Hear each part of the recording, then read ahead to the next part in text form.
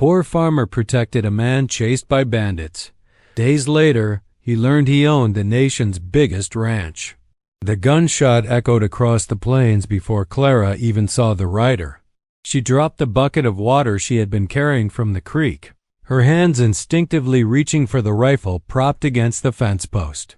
The Texas sun beat down mercilessly on her small homestead, turning the dust into a shimmering haze that made it hard to see anything beyond 50 yards. But she heard them, hooves pounding the dry earth, voices shouting. Another gunshot. Clara was 20 years old and had been alone on this failing patch of land for 8 months since her father died of fever. The crops had withered in the drought. The 2 remaining cattle were so thin their ribs showed through their hides. She had exactly $4.30 to her name, hidden in a tin can beneath a loose floorboard in the cabin. Every morning she woke up wondering if today would be the day the bank came to take everything. But she was not afraid of much anymore. Fear was a luxury for people who had something to lose. The rider came into view first, hunched low over a black horse that was foaming at the mouth from exertion. Even from a distance, Clara could see the man was hurt. He clutched his left side with one hand while the other gripped the reins. His hat was gone, and his dark hair whipped in the wind as he pushed the exhausted animal forward. Behind him, 3 men followed. They wore bandanas over their faces and fired their revolvers wildly into the air, more interested in terrorizing their prey than hitting him. Clara recognized the type immediately. The borderlands were full of men like that, thieves who took what they wanted and left bodies in their wake. The injured rider spotted her cabin and changed direction, heading straight for the small cluster of buildings that made up her property. Clara raised her rifle and waited. She was a good shot. Her father had made sure of that before he died, telling her that a woman alone in this territory needed to know how to protect herself. The black horse stumbled as it reached her fence line, nearly throwing its rider.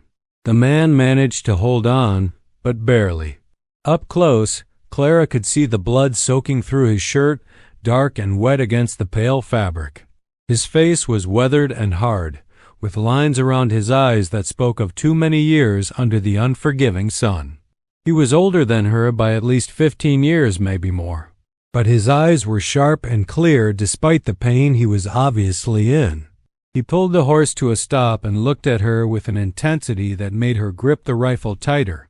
The 3 bandits were closing in fast.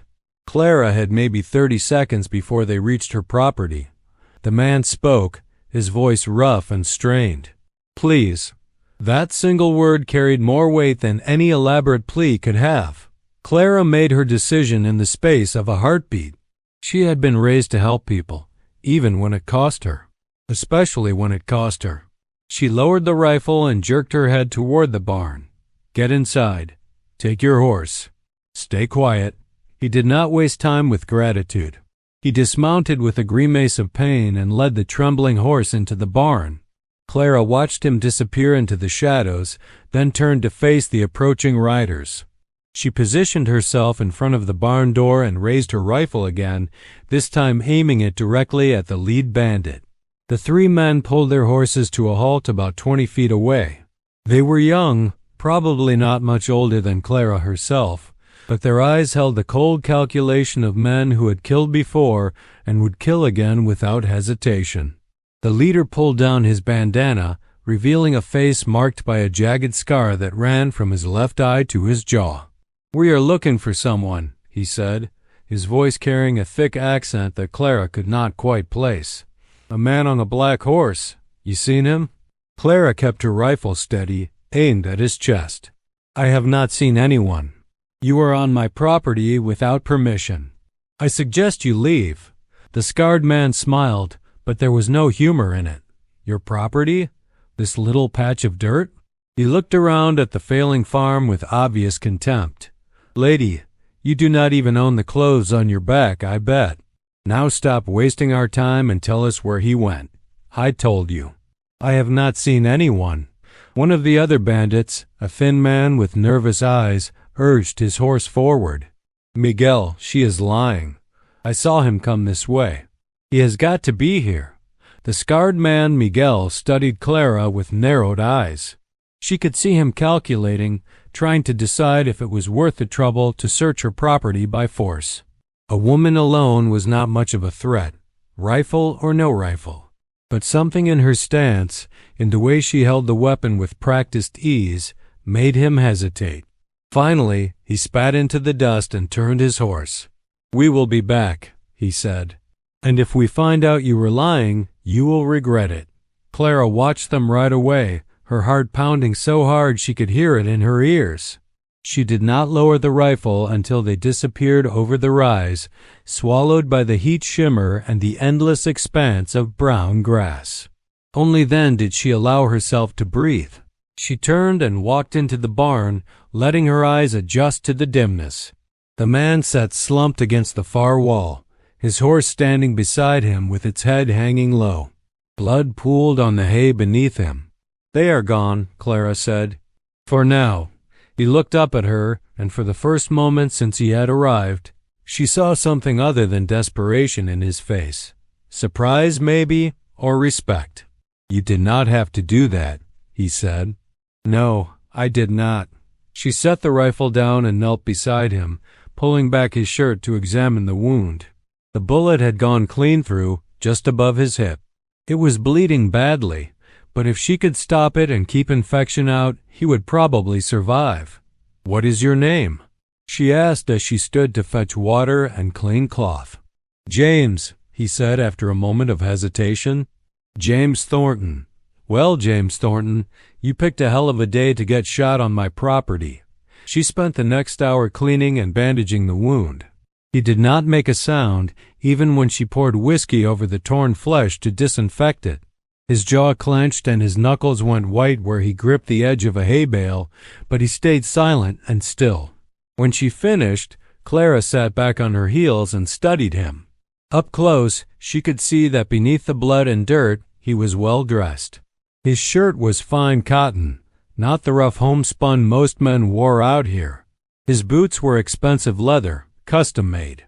Even his gun belt, which he had removed and set aside, was of unusually high quality. "You are not from around here," she said.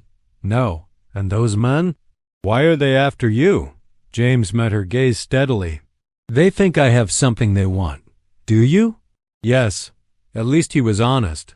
Clara appreciated that. She had dealt with enough liars in her short life to recognize the truth when she heard it. "Are they going to come back?" "Probably." Clara nodded slowly. That was what she had figured. Men like that did not give up easily, especially if there was money involved. And she had a feeling there was a lot of money involved. "Can you ride?" she asked. "Not far." "Not like this." "Then you will have to stay here until you can." "But I am not risking my life for a stranger without knowing why." "So you are going to tell me the truth?" "All of it." James was quiet for a long moment, his eyes searching her face as if trying to determine whether he could trust her. Finally, he spoke. "I own a ranch," he said, "about 200 miles north of here, near the Red River. It is called the Double T Ranch." Clara had heard of the Double T. Everyone in Texas had heard of it. It was one of the largest cattle operations in the entire country, spanning hundreds of thousands of acres. The man who owned it was said to be one of the wealthiest individuals in the nation, with herds numbering in the tens of thousands and contracts to supply beef to half the cities along the eastern seaboard. She looked at James Thornton, at his blood-soaked shirt and pale face, and laughed. She could not help it. "Sure you do," she said. "And I am the Queen of England." But James did not laugh. He reached into his vest pocket with his good hand and pulled out a leather wallet. From it, he extracted a folded piece of paper and handed it to her. Clara unfolded it carefully. It was a deed, signed and notarized, bearing the official seal of the Texas Land Office. The property description went on for 3 full paragraphs, listing townships and ranges and sections that added up to more land than Clara could even imagine. And at the bottom, in bold letters, was the name James Robert Thornton, sole owner. She stared at the document for a long time, reading it over and over, looking for some sign that it was a forgery. But the paper was real, the seal was real, and something in the precise legal language convinced her that everything else was real too. Why would the owner of the biggest ranch in Texas be out here alone, getting chased by bandits? She asked quietly. I was returning from a business meeting in San Antonio, James said, traveling light because I wanted to move fast. Those men ambushed me 2 days ago, killed my companions, and took my horses and money. They thought they had killed me too, but I managed to get away on foot. I stole that black horse from a ranch about 30 miles east of here and have been running ever since. What did they want from you? They took a strongbox from my saddlebags. It contained $20,000 in cash and securities. But more importantly, it contained documents related to a land deal I have been negotiating. If those papers fall into the wrong hands, I stand to lose everything. $20,000. Clara had never seen that much money in her entire life. She probably never would. It was an incomprehensible sum, the kind of wealth that existed only in fairy tales and newspaper stories about railroad barons and cattle kings. She handed the deed back to him. Those men will come back, she said, probably with more friends. When they do, they will search this place from top to bottom. They will find you, I know. So what do you want to do? James looked at her with those sharp, clear eyes, and Clara saw something shift in his expression. A decision being made. I need to get to Fort Worth, he said. I have people there who can help, but I cannot make that ride for at least 3 or 4 days, not with this wound. If you help me, if you hide me and keep me alive until I am strong enough to travel, I will make it worth your while. Clara almost laughed again. I do not have a choice, do I? If I turn you out now, those bandits will know I lied to them. They will come back and burn this place down just for spite. Probably, James agreed. So yes, you're involved now whether you want to be or not, but I am still offering to pay you. How much? How much do you need? The question caught Clara off guard.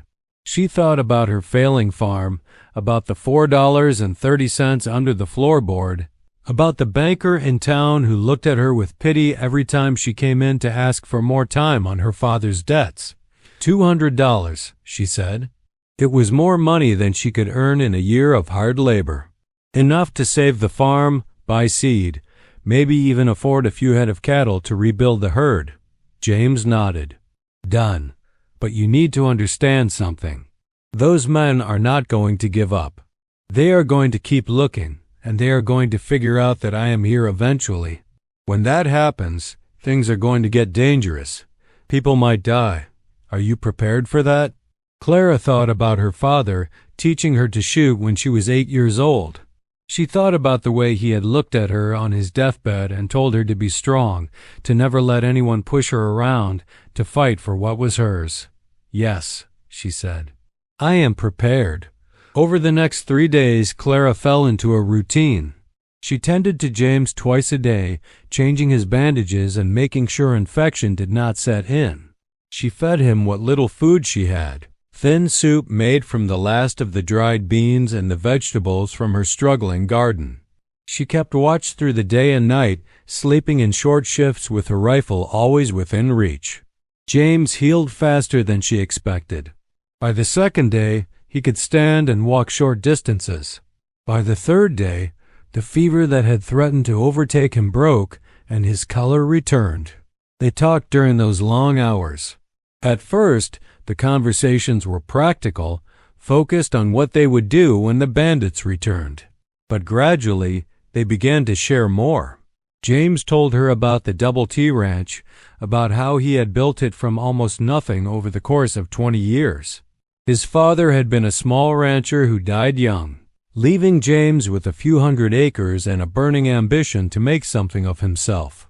I was your age when I started, he said. 20 years old, broke, and angry at the world. I worked harder than any man I knew. I took risks that would have bankrupted me if they had not paid off, and I never gave up. Clara recognized something of herself in that story.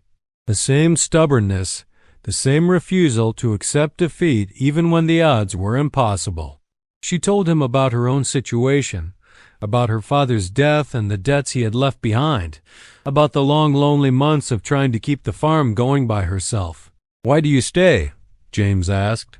"You could sell this place, take what little money you would get, and start over somewhere else. Maybe go east, find work in a city." "This land belonged to my father," Clara said, "and his father before him. My grandfather built that cabin with his own hands. My grandmother is buried under the oak tree on the hill. This place is all I have left of them. I am not going to just walk away." James studied her for a long moment. "You remind me of myself," he said quietly. "That same fire, that same determination. Most people would have given up by now. Most people are not me." On the morning of the fourth day, Clara woke to the sound of horses. She grabbed her rifle and ran to the window, her heart racing. 6 men sat on horseback in front of her cabin, and Miguel was at the front. This time, he had not bothered with a bandana. His scarred face was clearly visible in the early dawn light. "I know he is in there," Miguel called out. "Send him out now, and maybe we let you live." Clara looked back at James, who had struggled to his feet despite the pain. He had strapped on his gun belt and now held a revolver in his hand. "How many shots do you have?" he asked quietly. "5 in the rifle. 6 in my pistol. I have got 6 in this one and 6 more in the rifle on my saddle. That is 23 shots between us, against 6 armed men. I have faced worse odds." Clara thought about her options. She could try to negotiate, but men like Miguel did not negotiate. They took what they wanted. She could surrender James and hope they would leave her alone, but she knew that was a fantasy. Once they had what they wanted, they would kill them both to eliminate witnesses. That left fighting. "What do you need me to do?" she asked. James smiled, and for the first time since he had arrived at her farm, Clara saw the man he must have been before the bullet wound, before the desperate flight across the plains. She saw the cattle king, the businessman, the man who had built an empire through sheer force of will. "Cover the door," he said. "Do not let anyone through. And whatever happens, do not stop shooting until it is over." Clara took up position behind an overturned table near the door, her rifle aimed at the entrance. James moved to the window, staying low and out of sight. Outside, Miguel was growing impatient. "I am going to count to 10, he shouted. "Then we are coming in." He got to 7 before James shot him. The bullet caught Miguel in the shoulder, spinning him around in his saddle. The other 5 men scattered, diving for cover behind whatever they could find. Return fire peppered the cabin, tearing chunks out of the wooden walls and shattering the windows. Clara fired through a gap in the door, aiming at a man crouched behind the water trough. She hit him in the leg, and he went down screaming. James took out another with a shot to the chest, the man falling backward and lying still in the dust. The gunfight lasted maybe 5 minutes, but it felt like hours. The cabin filled with smoke from the gunpowder, making it hard to see or breathe. Clara's ears rang from the constant gunfire. She reloaded twice, her hands moving automatically through the familiar motions even as her mind struggled to process what was happening. When the smoke finally cleared, 4 men lay dead or dying in the yard. Miguel and 1 other had managed to retreat, riding hard for the rise. Clara could see blood on Miguel's shirt where James had hit him, and she knew he would not make it far. But he would make it far enough to bring more men, or to tell someone in authority that James Thornton was hiding on a failed farm near the Brazos River. James slumped against the wall, his wound bleeding again from the exertion. But he was smiling. "You can shoot," he said. "I told you I could." They spent the next hour dragging the bodies away from the cabin and tending to the wounded bandit Clara had shot in the leg. He told them everything, confirmed that Miguel had been hired by a business rival of James who wanted the land deal documents and was willing to kill to get them. He also confirmed what they already knew. More men would come. James sent the wounded man away with a message for whoever was paying Miguel. The message was simple. James Thornton was alive. He was coming for his property, and anyone who stood in his way would end up like the men lying dead in Clara's yard.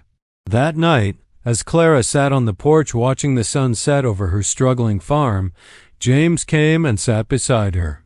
He moved carefully, holding his injured side, but he seemed stronger than he had since he arrived. "I am leaving tomorrow," he said. "I am well enough to ride now, and I have already put you in enough danger." Clara nodded. She had known this was coming. He had a life to get back to, an empire to run. She had $200 coming to her, enough to save her farm and start over. Their paths had crossed for a brief moment, but now they would diverge again. "About the payment," James continued. $200 does not even begin to cover what you have done for me. You saved my life. You risked everything you had to protect a stranger. That deserves more than money. We had a deal. We did. But I am changing the terms." He pulled out a folded piece of paper from his pocket and handed it to her. Clara opened it and found herself staring at another deed, this one freshly written in James's neat handwriting. It was a deed to 5,000 acres of prime grazing land adjacent to the Double T Ranch, along with water rights to a year-round creek and mineral rights to everything beneath the surface. The value of such a property was easily $50,000, maybe more. At the bottom, James had already signed it over to her. Clara stared at the paper, unable to speak. This was not $200. This was enough money to change her entire life.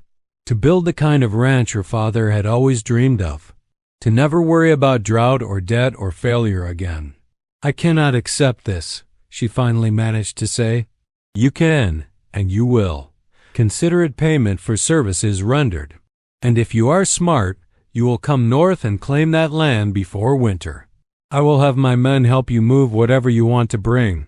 Cattle, equipment, whatever you need. Why would you do this?"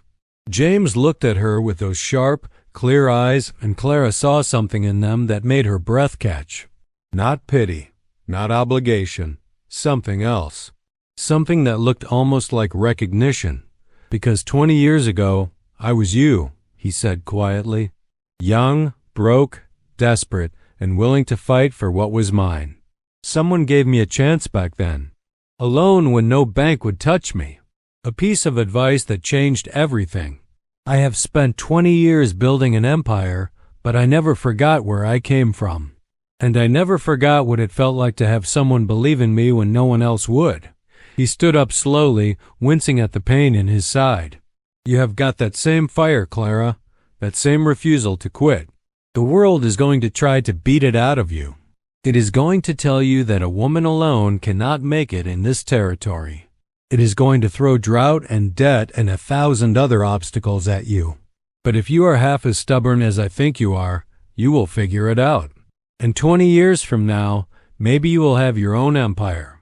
Maybe you will be the one giving chances to desperate young people who remind you of yourself." Clara looked down at the deed in her hands, then back up at James. "What if I fail?" "Then you fail. But at least you will have had the chance to try. That is more than most people ever get." The next morning, James Thornton rode away from Clara's farm on his recovered black horse, heading north toward Fort Worth and the life waiting for him there. Clara stood on her porch and watched him go, the deed to 5,000 acres of prime Texas rangeland folded carefully in her pocket. She thought about her father, about the lessons he had taught her, about the way he had always told her that she was strong enough to handle whatever life threw at her. She thought about her grandmother, buried under the oak tree, who had come west in a covered wagon and carved a life out of nothing but determination and hard work.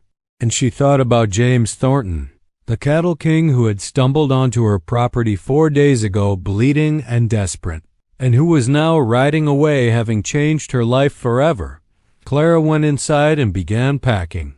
3 weeks later, she stood at the edge of her new property and tried to comprehend what she was looking at. The land stretched out before her in rolling hills covered with thick grass that came up to her knees. A creek ran through the center of the property, its water clear and cold even in the heat of late summer. Oak trees dotted the landscape, providing shade and shelter. In the distance, she could see the beginnings of the Double T Ranch with its vast herds and sprawling buildings. James had been true to his word. His men had helped her transport everything she wanted to bring, including the 2 scrawny cattle that were all that remained of her father's herd. They had built her a small cabin near the creek, nothing fancy but solid and weatherproof. They had even left her with supplies to last through the winter and a small herd of 10 breeding cows to start her operation. But it was not the land or the cattle or the cabin that left Clara breathless. It was the possibility. For the first time in her life, she had room to grow, room to make mistakes and recover from them, room to build something that would last. She spent the first month learning the land, riding every inch of her 5,000 acres and memorizing the terrain. She found the best grazing areas, the safest routes through the hills, the places where water collected after rain. She learned which parts of the creek never ran dry and which sections of fence needed the most attention. James rode over twice in those first weeks, ostensibly to check on her progress, but really to make sure she was settling in properly. He brought advice about managing cattle in this climate, about dealing with predators and rustlers, about which buyers were honest and which would try to cheat a woman rancher. Clara listened carefully and asked questions, absorbing everything he told her. She could see that James was pleased with her progress, with the way she attacked every challenge with the same fierce determination she had shown when protecting him from the bandits. On his 3rd visit, he arrived with a proposition. They sat on her porch as the sun set, painting the sky in shades of orange and purple. James had brought a bottle of good whiskey, and they passed it back and forth as they talked. "I have been thinking," James said. "You have got good land here, and you have got the will to make something of it. But starting from nothing is hard, even with advantages. It took me 10 years to build the Double T to the point where I could stop worrying about every drought and every hard winter." "I am not asking for more help," Clara said quickly. "You have already done more than enough. I know you are not asking.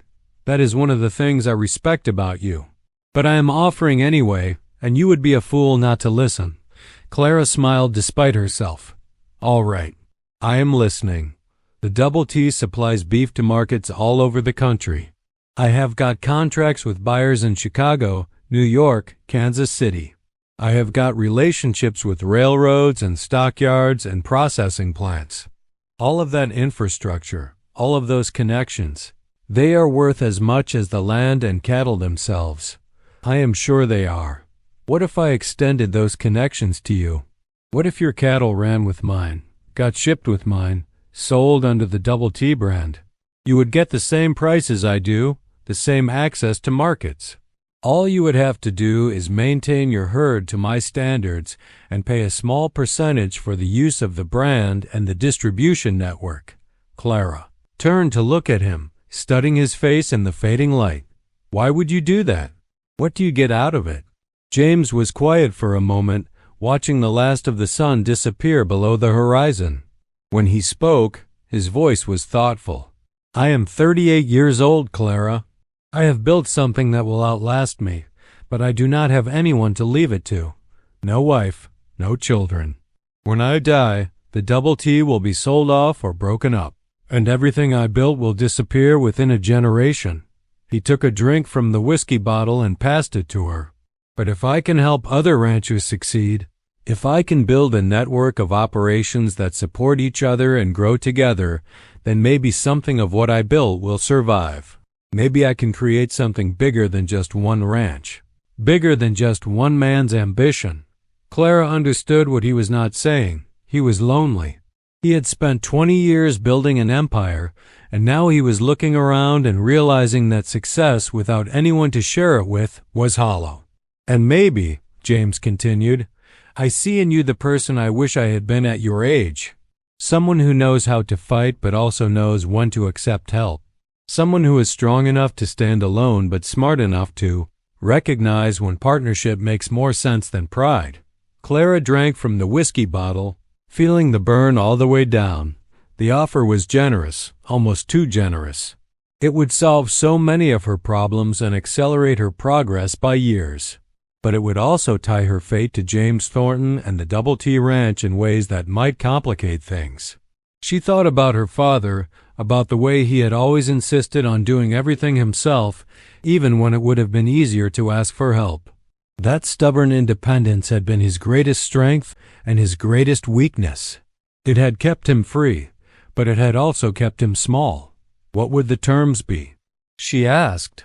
They negotiated for the next hour, working out the details of an arrangement that would benefit both of them.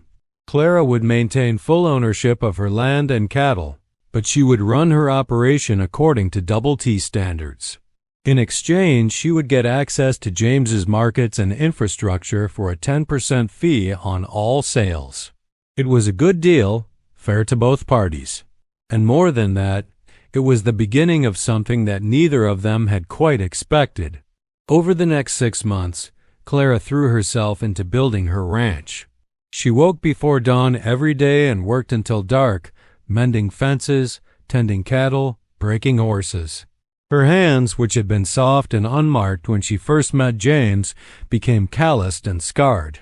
Her face, which had been pale from spending too much time inside during her father's illness, turned brown from constant exposure to the sun. She hired 2 ranch hands, young men from town who needed work and were willing to take orders from a woman. She taught them everything James had taught her, and together they built something that started to look like a real operation. James continued to visit, at first once a week and then more frequently. He would ride over in the late afternoon and stay for dinner, talking about cattle prices and weather patterns and all the mundane details of ranch life. But gradually, their conversations began to drift to other topics. Books they had read, places they wanted to see, memories from their childhoods. Clara found herself looking forward to those visits more than she wanted to admit. James was different from any man she had ever known. He treated her as an equal, never condescending or patronizing.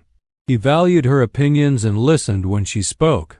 And beneath his hard exterior, she began to see glimpses of a gentler man, someone who had been shaped by years of struggle but had not been completely hardened by it.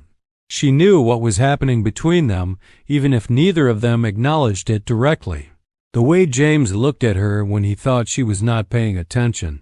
The way her heart beat faster when she saw him riding up the trail to her cabin. The way their hands brushed when he helped her down from her horse, and neither of them pulled away as quickly as they should have. It was complicated by the difference in their ages, by the vast gap in their wealth and status, by the fact that their relationship had begun with her saving his life and him essentially becoming her benefactor. There were a dozen reasons why they should keep things strictly professional.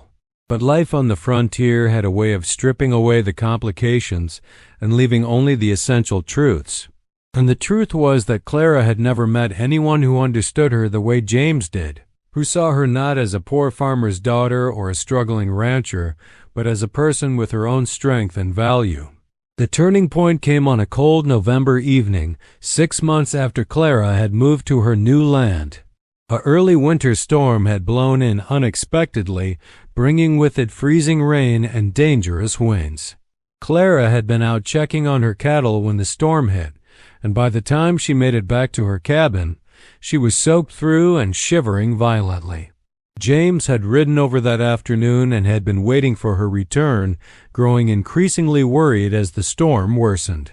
When Clara finally stumbled through the door, he took one look at her and immediately went into action. He built up the fire until it roared in the fireplace, heating the small cabin. He stripped off her wet clothes, wrapping her in blankets and rubbing her arms and legs to restore circulation. He made her drink hot coffee laced with whiskey, and he stayed with her through the night, keeping the fire going and making sure she did not slip into hypothermia. Clara drifted in and out of consciousness, aware of James's presence but too exhausted to do more than accept his care. At some point during the night, she felt him lie down beside her on the narrow bed, adding his body heat to the blankets. When she woke the next morning, the storm had passed and pale sunlight streamed through the cabin windows. James was still beside her, one arm draped protectively across her waist. She could feel his breath on the back of her neck, slow and steady. Clara knew she should move, should put distance between them before the situation became even more complicated. But she did not want to. For the first time since her father died, she did not feel alone. She felt safe, cared for, valued. James stirred and pulled her closer, and Clara let him. They lay there as the sun rose higher, neither speaking, both understanding that something fundamental had shifted between them during the long cold night. Winter came hard that year, bringing snow and ice that blanketed the Texas plains in white. Clara's cattle survived, thanks to the shelter provided by the oak groves and the hay she had put up during the fall. She lost only 2 calves, a remarkably low number for a first-year operation. James visited less frequently during the worst of the weather, but when the roads were passable, he made the journey to her ranch without fail. They never spoke about the night of the storm, about waking up in each other's arms. But something had changed. The careful distance they had maintained evaporated, replaced by an easy intimacy that felt as natural as breathing. By February, when the worst of the cold had passed, Clara realized that she had fallen in love with James Thornton. It was not the desperate romantic love of fairy tales, but something deeper and more solid. It was built on respect and understanding, on shared struggles and complementary strengths. He saw the world the way she did, valued the same things, fought for the same principles. The problem was that she had no idea how he felt about her. James was not a man who wore his emotions openly. He was generous with his time and his resources, unfailingly kind and supportive. But whether that came from genuine affection or simply from his sense of obligation to someone he had come to see as a protégé, Clara could not tell. She decided not to push the issue. Her ranch was thriving, her future was secure, and she had James's friendship and mentorship. That was more than most people ever got. If she wanted more, if she dreamed sometimes of building a life with him rather than just adjacent to him, well, that was her own problem to manage. Spring arrived with a rush of green grass and wildflowers that transformed the brown plains into a sea of color. Clara's cattle fattened on the new growth, and by April she had her first crop of calves. 15 healthy babies, all thriving under her care. James rode over to inspect them, and the pride on his face when he saw what she had accomplished made Clara's heart swell. "You have done well," he said simply. "Better than I expected, and I had high expectations. I had a good teacher. You had good instincts.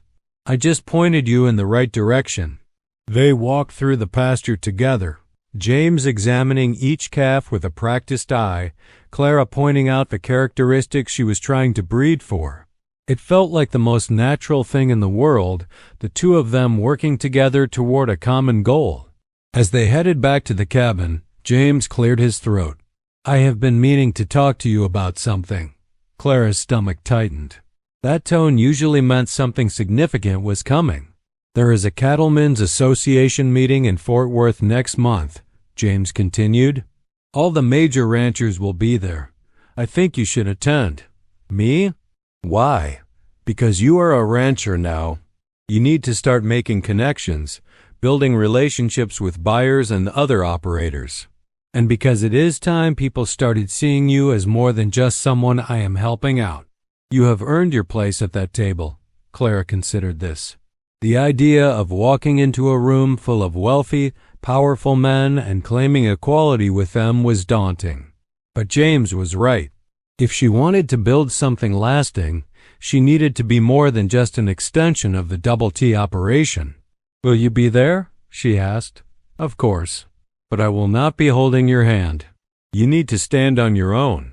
The meeting was held in a grand hotel in Fort Worth, in a ballroom that could have fit Clara's entire cabin inside it 3 times over.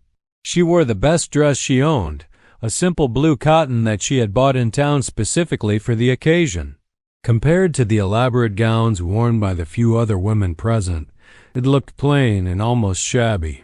But Clara held her head high and walked into that room like she belonged there, because James had taught her that confidence was half the battle. The other ranchers were exactly what she expected. Hard men who had built their operations through a combination of luck, timing, and ruthless determination. They eyed her with curiosity and no small amount of skepticism when James introduced her. "This is Clara Hayes," he said to a group of men standing near the bar. "She runs 5,000 acres adjacent to the Double T, best young rancher I have seen in 20 years.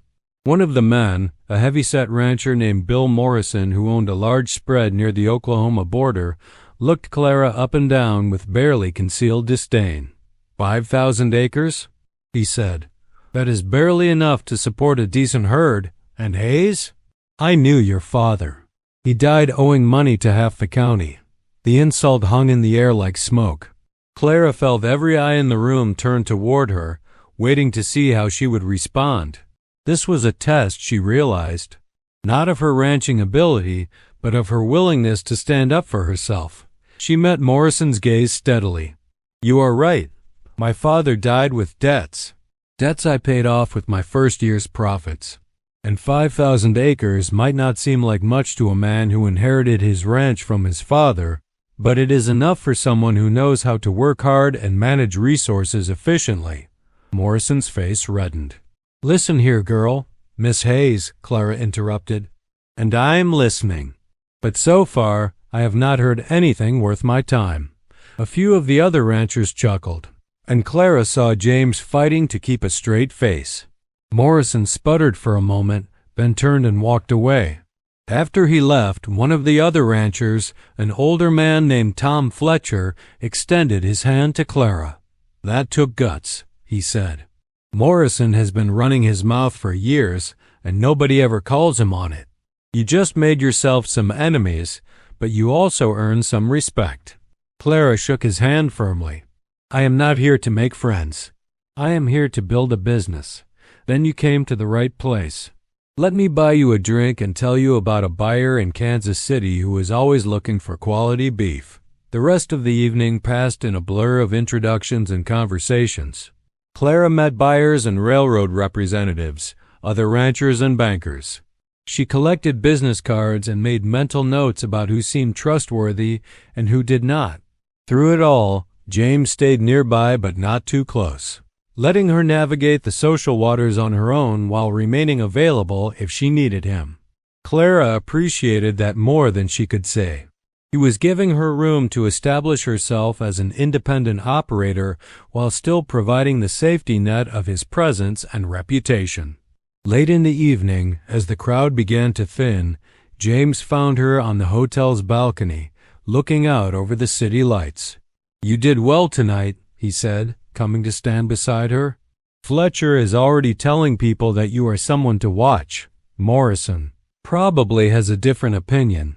Morrison is an idiot who inherited everything and has been coasting on his father's reputation for 30 years. His opinion does not matter." They stood in comfortable silence for a moment, listening to the sounds of the city below. Fort Worth was growing fast, transforming from a frontier town into a real city with electric lights and paved streets. "This world is changing," James said quietly. "When I started ranching, it was still the Wild West. Now we have railroads and telegraphs and markets that stretch across the entire country. In another 20 years, it is going to be completely different. Are you worried about that?" "No. Change creates opportunity for people who are smart enough to see it coming.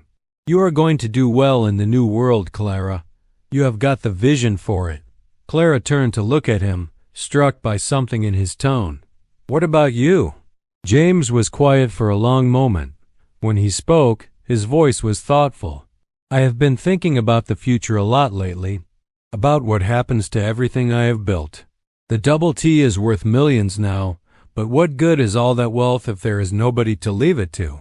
You could sell it, retire somewhere comfortable. I could, but that is not what I want." He turned to face her fully, and Clara saw something in his eyes that made her breath catch. "What I want is to build something with someone. To have a partner, not just employees. to create something that will last beyond my lifetime because there is someone else invested in it just as much as I am. Clara's heart was pounding so hard she was sure James could hear it. That sounds like a good plan, Clara. He said her name like a prayer, and then he reached out and took her hand. I am 38 years old. You are 21. I am not a romantic man, and I'm not good at pretty words. But I know what I want, and I know what I feel. And what I feel when I look at you is something I have never felt before. James, let me finish. You are the strongest, smartest, most capable woman I have ever met. You saved my life, and then you built something remarkable with nothing but determination and grit. I respect you more than anyone I know.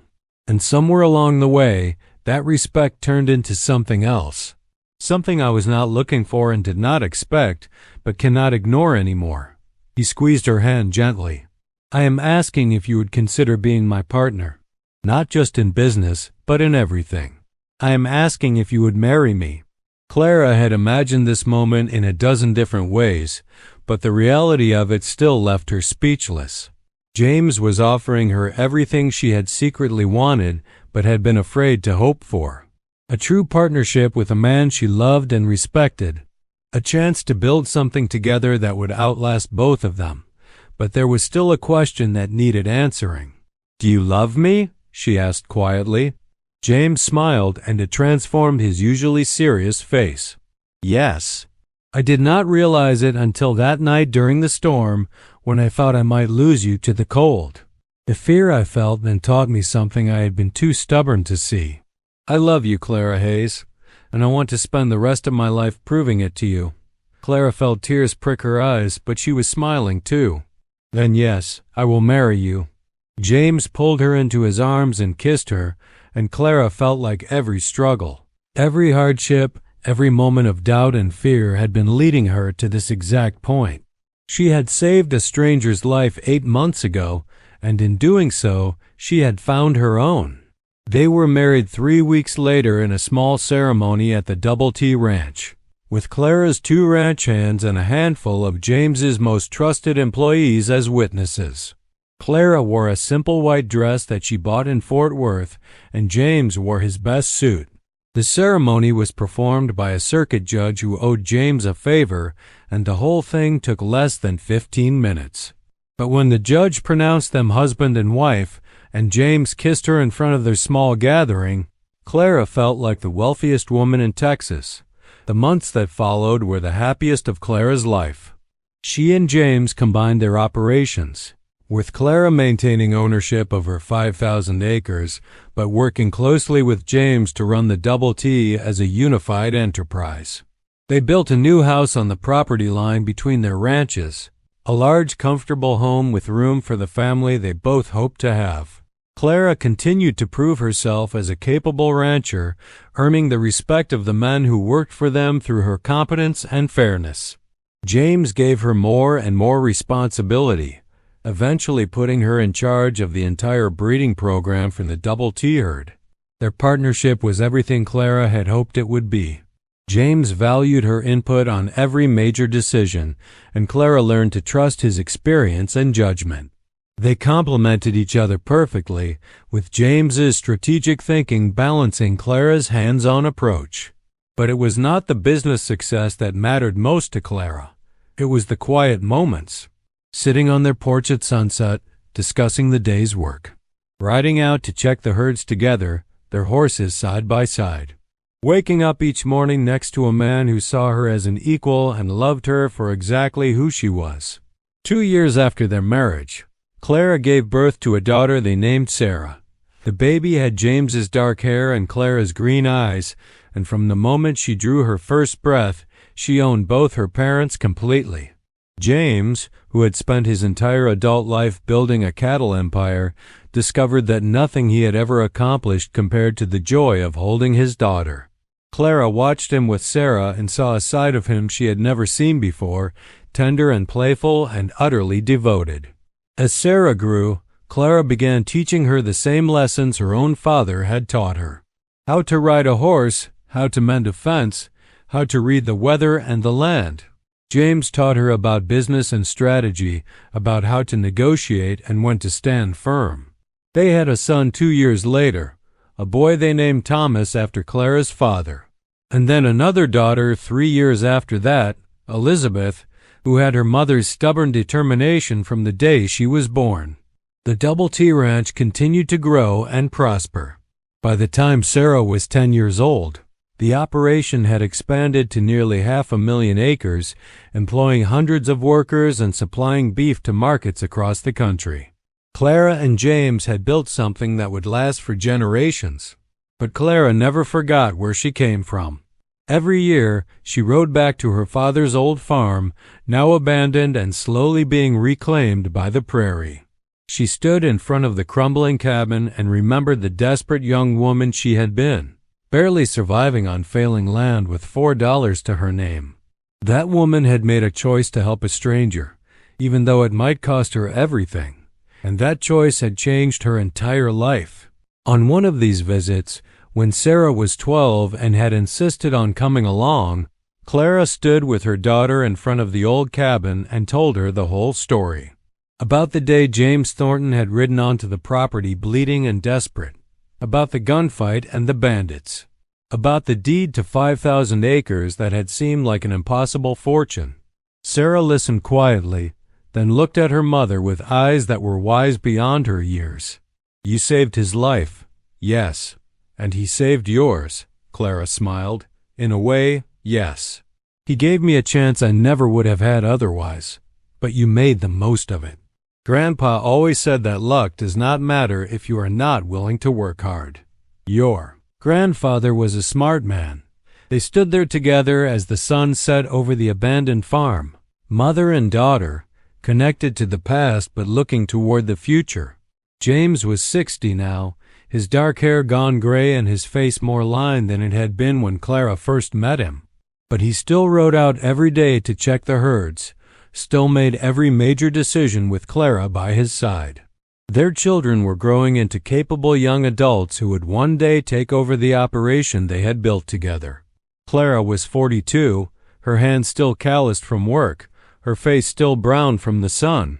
She ran the Double T breeding program and managed a staff of 50 people. She sat on the board of the Cattlemen's Association and was regularly consulted by other ranchers seeking advice. She had become exactly what James had seen in her that first day on her failing farm. A force to be reckoned with, a woman who refused to quit, a partner in every sense of the word. On their 20th wedding anniversary, James took Clara back to the spot where they had first met. The old farm was completely gone now, the cabin collapsed and the fences reclaimed by the prairie. But the oak tree where Clara's grandmother was buried still stood, and the creek still ran clear and cold. They sat beneath the oak tree as the sun set, James's arm around Clara's shoulders, and looked out over the land that had witnessed the beginning of their story. "Do you ever regret it?"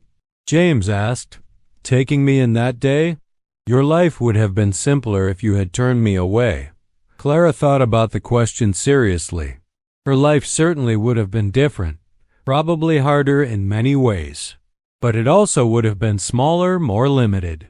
She never would have known what she was capable of achieving. "No," she said finally, "I do not regret it. You gave me a chance, but I took it.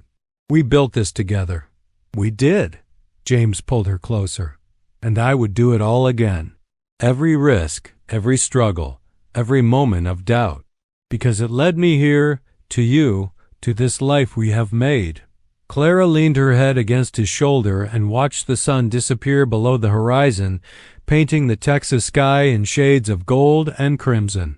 She thought about that desperate morning 22 years ago, when she had been alone and broke and fighting to hold on to a failing farm. She thought about the choice she had made to help a stranger and all the consequences that had flowed from that single decision. She had saved James Thornton's life, and in return, he had shown her what her own life could become.